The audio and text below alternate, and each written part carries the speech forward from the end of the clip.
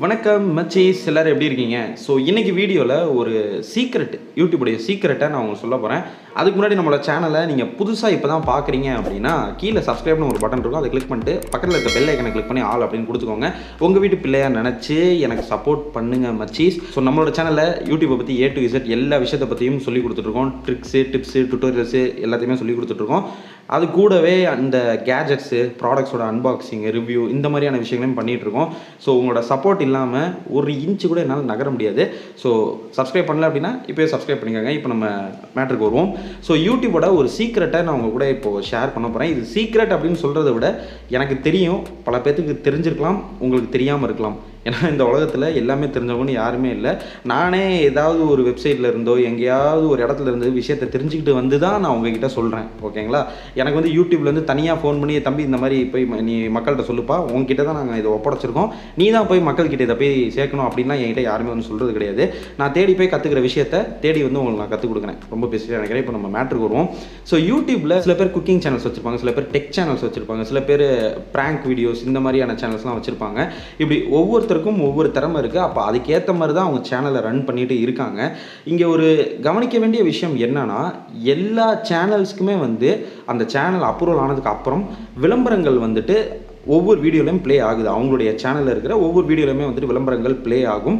So அப்படி play ஆகிற விளம்பரத்துக்கு ஏற்ற மாதிரி தான் அந்த சேனலுக்கு வருமானம் அப்படிங்கிற ஒரு விஷயம் வந்துட்டு இருக்குது. இப்போ இதில் ப்ராக்டிக்கலாக நான் தெரிஞ்சுக்கிட்ட விஷயம் என்ன அப்படின்னா, நான் க்ரீன் ஃபார்ம் கிரியேஷன்ஸ் அப்படின்னு தாங்க 3 வருஷத்துக்கு முன்னாடி ஒரு சேனல் ஆரம்பித்தேன்.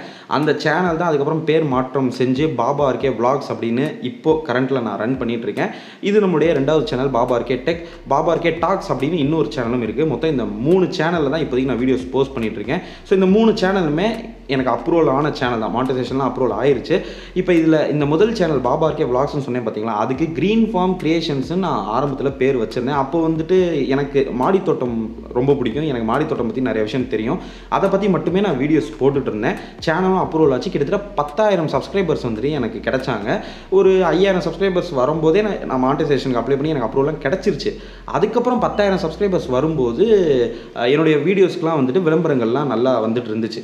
பட் எனக்கு அந்தளவுக்கு அதிகமாக எந்த ஒரு கேஜெட்டை பற்றியோ இல்லை ஒரு ஸ்மார்ட் ஃபோனோட ஆடோ இந்த மாதிரிலாம் எதுவுமே எனக்கு வராது. அப்பப்போ பார்த்தீங்கன்னா ஒரு ஹமாம் சோப்பு ஆடு, ஒரு ஸ்விக்கி ஆடு, ஒரு ஜொமேட்டோ ஆடு இந்த மாதிரி அப்பப்போ எங்கேயாவது ஒரு இடத்துல ப்ளே ஆகும். ஸோ இதனால் என்ன ஆச்சுன்னா, எனக்கு ரெவன்யூ அப்படிங்கிற ஒரு விஷயம் வந்துட்டு ரொம்ப கம்மியாக தான் வந்துட்டு ஆரம்பத்தில் வந்துட்டு இருந்துச்சு.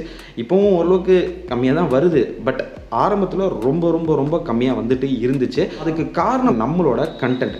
ஸோ யூடியூப்பில் நீங்கள் பணம் சம்பாதிக்கணும் அப்படின்னா அதுக்கு நீங்கள் என்ன கண்டென்ட்டை சூஸ் பண்ணுறீங்கன்றது ரொம்ப இம்பார்ட்டண்ட்டுங்க.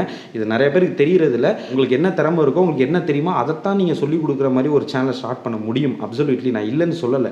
பட் நீங்கள் ஒரு சில கண்டென்ட்டை சூஸ் பண்ணிங்கன்னா நிறைய உங்களால் பணம் சம்பாதிக்க முடியும். ஒரு சில கண்டென்ட்டை சூஸ் பண்ணிங்கன்னா சுத்தமாக உங்களால் எதுவுமே சம்பாதிக்க முடியாது. இந்த மாதிரி இருக்குது. இது உண்மை தான். இதை நானே அனுபவிச்சிருக்கேன்.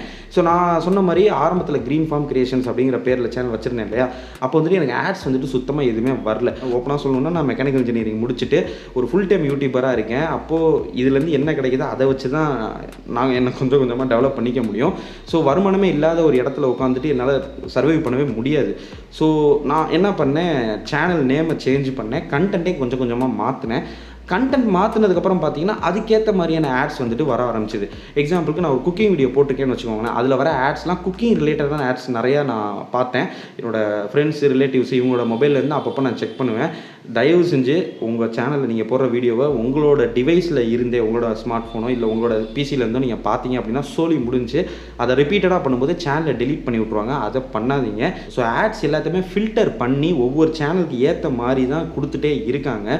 ஸோ இன்னும் சிம்பிளாக இதை சொல்லணும்னா, ஒரு குக்கிங் சேனல் எடுத்துக்கிட்டிங்கன்னா அவங்களுக்கு இந்த ஜொமேட்டோ, ஸ்விக்கி இந்த மாதிரியான விளம்பரங்கள் அதிகமாக வந்துக்கிட்டே இருக்கும். இன்னொரு சைடு பசுமை, விவசாயம் இந்த மாதிரி கண்டென்ட்டில் வீடியோஸ் போடுறவங்களுக்கு அதுக்கேற்ற மாதிரி இந்த பிளான்ஸ் சம்மந்தப்பட்ட ஆட்ஸு, நர்சரி சம்மந்தப்பட்ட பிஸ்னஸ் ஆட்ஸு இந்த மாதிரியான ஆட்ஸ் தான் வந்துட்டு அவங்களுக்கு ப்ளே ஆகும். இன்னொரு சைடு என்டர்டெயின்மெண்ட் வீடியோஸ்லாம் போடுறவங்களுக்கு அவங்களுக்கும் என்டர்டெயின்மெண்ட்டுக்கு ரிலேட்டடாக கேஜெட்ஸாக இருக்கட்டும், ப்ராடக்ட்ஸாக இருக்கட்டும், ஸ்விக்கி, ஜொமேட்டோ அவங்களுக்கும் ஃபுட் ஆட்ஸ் இது எல்லாமே வந்துட்டு வரும். டெக்னாலஜி சம்மந்தமாக சேனலை ரன் பண்ணுறவங்களுக்கு ஸ்மார்ட் ஃபோன்ஸு, கேஜெட்ஸு இது மாதிரியான விளம்பரங்கள் வந்துட்டு வரும். ஸோ ஃபைனலி இப்போ நம்ம கன்க்ளூஷனுக்கு வந்துடலாம். எந்தெந்த கம்பெனிலாம் அதிகமாக அவங்களுடைய விளம்பரத்தை ப்ரொமோட் பண்ணுறதுக்காக யூடியூப்க்கு பணம் கொடுக்குறாங்களோ, ஸோ அந்த அமௌண்ட்டை தான் ஸ்ப்ளிட் பண்ணி எந்தெந்த சேனலில் அந்த விளம்பரம் ப்ளே ஆகுதோ அவங்களுக்கு அந்த பணத்துலேருந்து ஒரு ஷேர் வந்துட்டு கொடுக்குறாங்க. ஃபார் எக்ஸாம்பிள் ஏன்னு ஒரு கம்பெனி இருக்குது, பின்னு ஒரு கம்பெனி இருக்குங்க. இந்த ஏ கம்பெனிக்காரவங்க 1000 ரூபாயை யூடியூப்க்கு கொடுத்து அவங்களுடைய கம்பெனியை ப்ரொமோட் பண்ண சொல்கிறாங்க. பிங்கிற கம்பெனிக்காரவங்க 100 ரூபாயை கொடுத்து அவங்களுடைய கம்பெனியை யூடியூப்பில் ப்ரொமோட் பண்ண சொல்கிறாங்க. இப்போ இந்த ஏ கம்பெனியோட விளம்பரம் வந்துட்டு ஒரு 10 சேனலில் ப்ளே ஆகுது, பி கம்பெனியோட விளம்பரம் வந்துட்டு ஒரு 10 சேனலில் ப்ளே ஆகுது. ஸோ ஏ கம்பெனிக்காரன் யூடியூப்க்கு 1000 ரூபா கொடுத்துருக்கான், பி கம்பெனிக்காரன் யூடியூப்க்கு 100 ரூபா கொடுத்துருக்கான். அப்போது இந்த ஏ கம்பெனி விளம்பரம் ப்ளே ஆகிற அந்த 10 சேனலுக்கும் 1000 ரூபாயில இருந்து தான் ஷேர் போகுது. பி கம்பெனியில் ப்ளே ஆகிற அந்த விளம்பரம், அந்த 10 சேனலில் ப்ளே ஆகிற அந்த ஒரு விளம்பரத்துக்கு வந்துட்டு இந்த பி கம்பெனியில் கொடுத்த 100 ரூபாயிலேருந்து தான் ஷேர் போகுது. ஸோ 1000 ரூபாயிலேருந்து 10 பேருக்கு ஷேர் போகிறதுக்கும் 100 ரூபாயிலேருந்து 10 பேருக்கு ஷேர் போகிறதுக்கு இருக்கிற டிஃப்ரென்ஸ் உங்களுக்கு புரியும். 1000 ரூபாயிலேருந்து போகும்போது கொஞ்சம் அதிகமாக போகும், 100 ரூபாயிலேருந்து போகும்போது கம்மியாக போகும், அவ்வளோதான் மேட்ரு. இதில் நம்ம கால்குலேஷன்லாம் போட்டு, நானும் கால்குலேஷனில் கொஞ்சம் வீக்கு, ஸோ அதெல்லாம் நம்ம பெருசாக பேச வேண்டியதில்லை. ஸோ இவ்வளோ தாங்க யூடியூப்பில் நடந்துகிட்டு இருக்கு. ஒரு கம்பெனி வந்து அதிகமான அமௌண்ட்டை வந்துட்டு யூடியூபுக்கு அவங்களுடைய பிராண்டை ப்ரொமோட் பண்ணுறதுக்கு கொடுக்குறாங்க அப்படின்னா அந்த கம்பெனியோட ஆட் எந்த சேனல்ஸ்லாம் ப்ளே ஆகுதோ அவங்களுக்கு ஓரளவுக்கு அதிகமான ரெவன்யூ வந்துட்டு வரும். சின்ன சின்ன கம்பெனிஸ் வந்து குறைஞ்ச அமௌண்ட்டை வந்து யூடியூப்பில் கொடுத்து அவங்களோட பிஸ்னஸை ப்ரொமோட் பண்ண சொல்கிறாங்க அப்படின்னா, ஸோ அந்த சின்ன கம்பெனியோட விளம்பரம் எந்தெந்த சேனல்லாம் வருதோ அவங்களுக்கு ஓரளவுக்கு சின்ன ரெவன்யூ தான் வந்துட்டு வரும். ஸோ ஓவராலாக இதை கால்குலேட் பண்ணி தான் ஒட்டுமொத்த அல்காரிதமும் வந்துட்டு ஒர்க் ஆகுது. ஸோ யூடியூப்பில் ஒரு சில சேனல்ஸில் அதிகமாக ரெவன்யூ போகிறதுக்கும் ஒரு சில சேனல்ஸில் ரொம்ப கம்மியாக ரெவன்யூ போகிறதுக்கும் இதுதான் டிஃப்ரென்ஸு. இதை எப்போ நீ தெரிஞ்சுக்கிட்டா அப்படின்னா ரொம்ப சிம்பிளுங்க. இப்போது நான் க்ரீன் ஃபார்ம் கிரியேஷன்ஸ்னு ஆரம்பத்தில் சேனலுக்கு நேம் வச்சு சேனலை ரன் பண்ணிகிட்டு இருந்தேன். அப்போ கிட்டத்தட்ட 4000-5000 வியூஸ் போனால் தான் எனக்கு ஒரே ஒரு டாலரே வரும். ஒரு டாலருங்கிறது 74 ரூபா. யோசிச்சு பாருங்கள், 3000லேருந்து 5000 வியூஸ் போனால் தான் எனக்கு ஒரு டாலர் 74 ரூபாயை என்னால் சம்பாதிக்க முடியும். பட் நம்மளோட டெக் சேனலில் ஒரு 2000லேருந்து 2500 வியூஸ் போனாலே வந்துட்டு என்னால் அந்த ஒரு டாலரை சம்பாதிக்க முடியுது. அப்போ ரெண்டுக்கும் இருக்கிற டிஃப்ரென்ஸ் என்ன அப்படிங்கிறத நீங்கள் யோசிச்சு பாருங்கள். கூட்டி கழிச்சு பார்த்தீங்கன்னா நான் சொன்ன கணக்கு தான் வரும். ஸோ இந்த வீடியோ மூலிமா நீங்கள் தெரிஞ்சிக்க வேண்டிய விஷயம் ஒன்றே தான். யூடியூப்பில் பணம் தான் நான் சம்பாதிக்கிறதுக்கு வந்திருக்கேன் அப்படின்னு நீங்கள் நினச்சிங்கன்னா அப்போது நீங்கள் சூஸ் பண்ணுற கண்டென்ட்டு ரொம்ப ரொம்ப முக்கியம்.